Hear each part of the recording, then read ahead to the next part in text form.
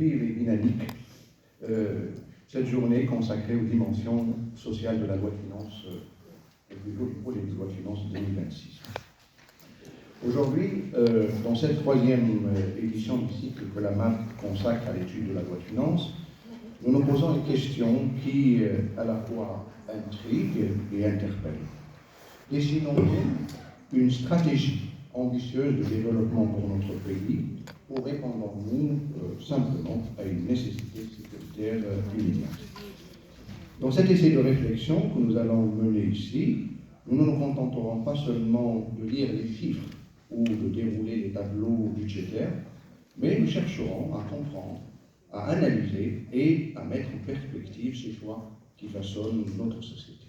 En effet, la loi de finances n'est jamais neutre, et les spécialistes vous le rediront tout à l'heure.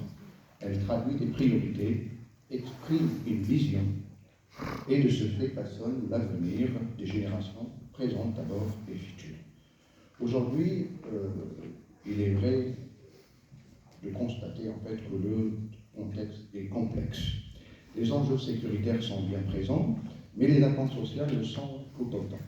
Et au milieu de tout cela, nous voyons émerger, surgir une force nouvelle et très particulière, exprimée récemment par la fameuse génération Z.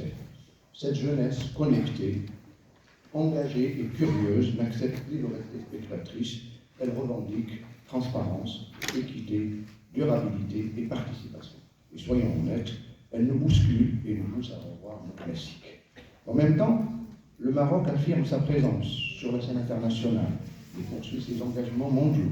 Développement durable, lutte contre le changement climatique, coopération régionale, respect des droits de l'homme, humains et gouvernance responsable. Ces engagements ne sont pas de simples lignes dans un rapport officiel.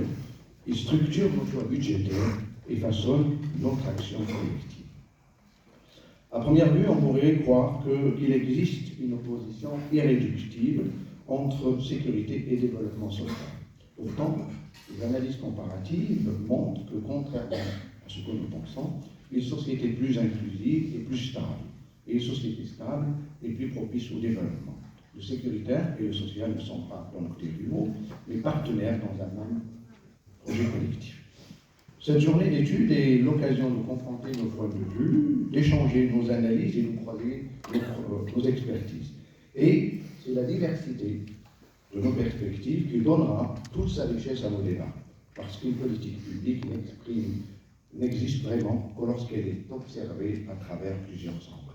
Notre responsabilité est aussi d'encourager une gouvernance budgétaire plus inclusive, plus transparente et plus cohérente.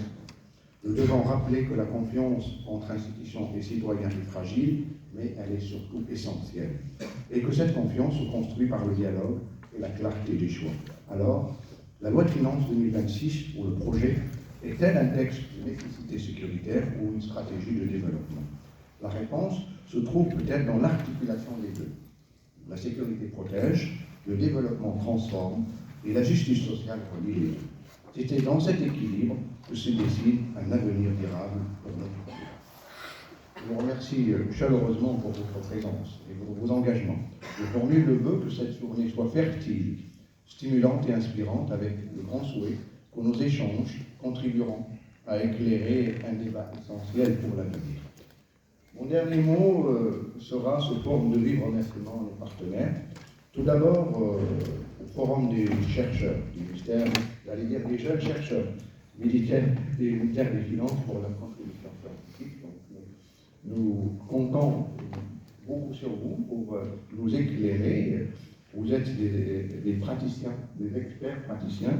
De la théorie, on la connaît. Donc, l'université, le monde académique est plein de théories, mais nous avons surtout besoin que nos théories soient confrontées à la réalité, celle que vous vivez.